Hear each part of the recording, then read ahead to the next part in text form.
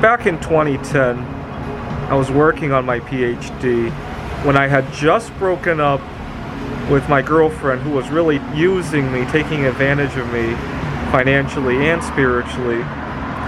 And it was hard to break up with her despite the abusive relationship, because I didn't know life existed outside of a relationship. I was working on my PhD, and you gotta understand, I was working with a lot of people who were married, had children, and then I was also a teaching assistant for a classroom full of people who were experimenting with themselves. And so you gotta understand, it didn't seem like life existed outside of a relationship, and that's what makes breaking hard very difficult to do. You know, having to explain to people why the girl wasn't with me anymore. That was hard at the beginning. But that first weekend after the breakup, there was a coin show, and I almost didn't want to go to that coin show because I didn't want to have to deal with the explaining of why the girl wasn't there. It was a really sunny day, and when I woke up, I decided to ride my bicycle to that coin show. I had a really good time.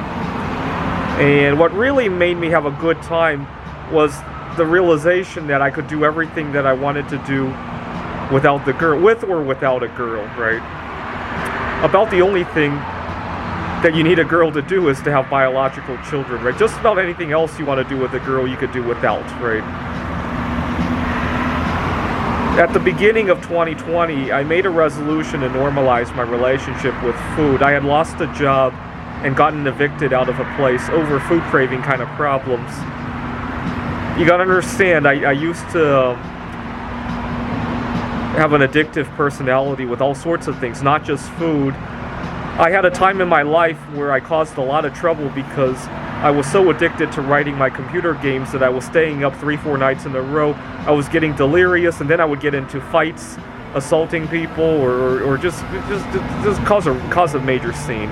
Because I was delirious, I didn't know what I was doing after 3-4 nights of binge writing. And I'd gotten over that, but I replaced it with binge eating.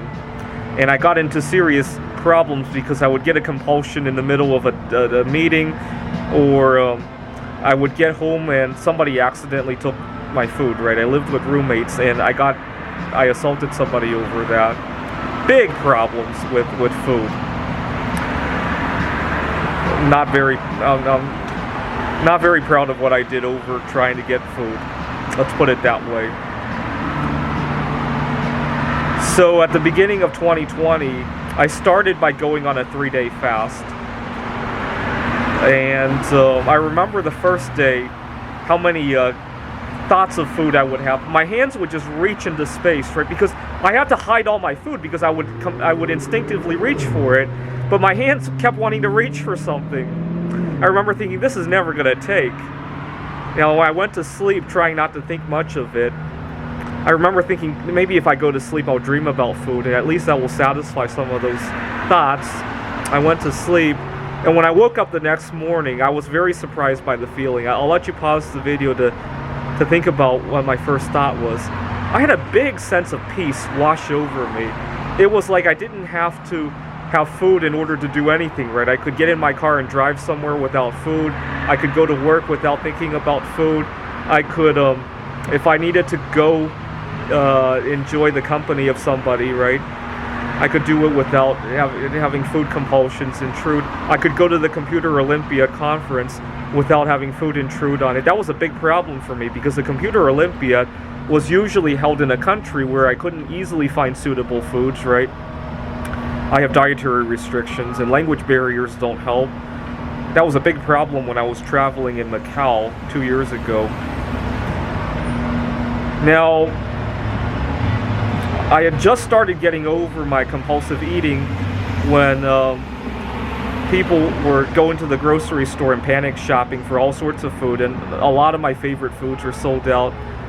And I had a difficult time at the beginning, but you know what? It could have been a lot worse if I hadn't made the resolution in 2020. And I remember thinking how free I am, right?